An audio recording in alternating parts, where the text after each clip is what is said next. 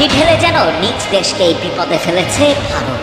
আর তাই রাতের আধারে চুপিসারে পাকিস্তানে হামলা চালিয়ে দিনের আলোয় সীমান্ত ছেড়ে পালাচ্ছে তারা, এমনটাই দাবি করছে পাকিস্তানের কর্তা ব্যক্তিরা।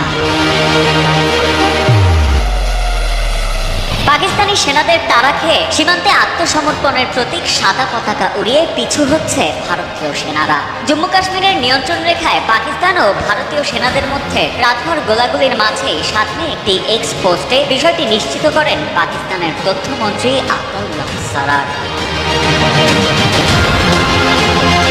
সম্প্রতি কাশ্মীরের পেহেলগাম ট্র্যাজেডিকে কেন্দ্র করে যখন পারমাণবিক শক্তিধর দুই প্রতিবেশী দেশের মধ্যে চলছিল কাদা ছোড়াছুড়ি, ঠিক তখনই দক্ষিণ এশিয়ার এই অঞ্চলে নতুন করে উত্তেজনার সৃষ্টি হয় পাকিস্তানে ভারতের হামলার মাধ্যমে।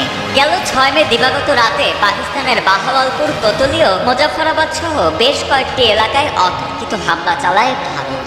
ভারতের সেই হামলায় এখনো পর্যন্ত অন্তত 26 জন বেসামরিক নাগরিক নিহত ও 46 জন গুরুতর আহত হয়েছে বলে জানিয়েছে পাকিস্তান আন্তঃবাহিনী জনসংযোগ পরিদপ্তর। इस वक्त दुश्मन की जारियत का मुकम्मल और भरपूर जवाब दे रही है। তবে ভারতের এমন অতর্কিত হামলার পর কার্যত থেমে নেই পাকিস্তান সরকারও।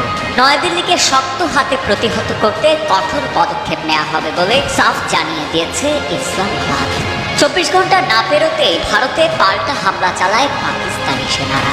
এছাড়া 5টি ভারতীয় যুদ্ধবিমান ভূপাতিত করা হয় বলেও দাবি পাকিস্তানের। এমনকি নিরাপত্তা কমিটির একটি জরুরি বৈঠকে দেশটির সেনাবাহিনীকে ভারতের হামলার কড়া জবাব দেওয়ার অনুমতি দেন পাকিস্তানের প্রধানমন্ত্রী শেহবাজ শরীফ।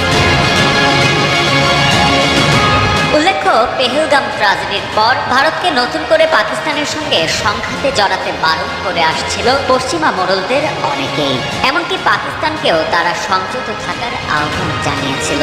কিন্তু বহির্বিশ্বের সব রকম বারণ আর নিষেধাজ্ঞাকে বৃদ্ধাঙ্গুলি দেখিয়েই দৃশ্যত পাকিস্তানে এমন হামলা চালালো ভারত সরকার। সব মিলিয়ে উত্তেজনার পারদ এখন তুঙ্গে। এদিকে দুই দেশের মধ্যে ক্রমবর্ধমান এই উত্তেজনা দক্ষিণ এশিয়ার স্থিতিশীলতার জন্য বড় হুমকি হয়ে দাঁড়াচ্ছে বলেও মনে করছেন আন্তর্জাতিক বিশ্লেষকেরা।